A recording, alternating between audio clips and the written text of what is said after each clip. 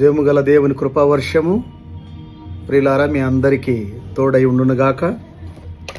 యోహాను సువార్త 14వ అధ్యాయము 23వ వచనాన్ని చదువుతున్నాను.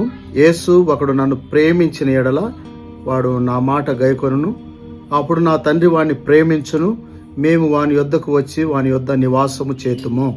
మేము తండ్రి కుమార పరిశుద్ధాత్మలు వచ్చి మన యొద్ద నివాసము చేస్తారు. ఎందుకంటే 1 కొరింథీ పత్రిక 6వ అధ్యాయము 19వ వచనము, ఎవరి వలనైతే దేహం అనుగ్రహించబడినదో అనుగ్రహించబడిన దేహాన్ని తన శిలువ ద్వారా తన దేవాలయముగా మనలను మార్చేసుకున్నాడు. ఇప్పుడు పరిశుద్ధాత్మకు ఆలయముగా చేసినాడు. 1 కొరింథీ 6వ అధ్యాయము 13వ వచనములో, మీ దేహము జారత్వము నిమిత్తము కాదు గాని ప్రభువు నిమిత్తము ప్రిపేర్ చేయబడింది. జారత్వం అంటే సాతాను నిమిత్తం కాదు. 1 కొరింథీ 3వ అధ్యాయం 17వ వచనమును, దేవుని ఆలయము పరిశుద్ధమై ఉన్నది, మీరు ఆలయమై ఉన్నారు.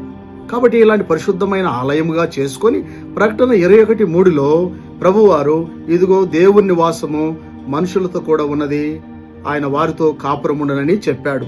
ఇన్ని వచనాలు చదివిన తర్వాత దేవుడు మన దేహంలో ఉన్నాడన్న గ్రహింపు మనం కలిగి ఉండాలి.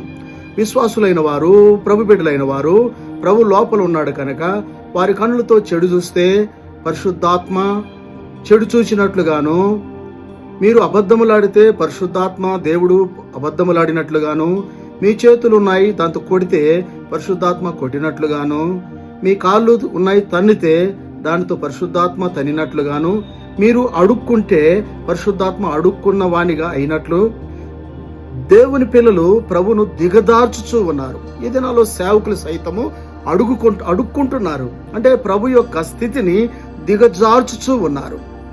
అందుకని 1 తెస్సలోనిక పత్రిక 5:19లో రాయబడినది, ఆత్మను ఆర్పకుడి, మీలో నుండి వెళ్ళిపోయి పంచాన ఎక్కడనో ఉండినట్లు ప్రభుని చేయకండి, మీలో ఉన్న క్రీస్తును మీరు నిలుపుకోండి.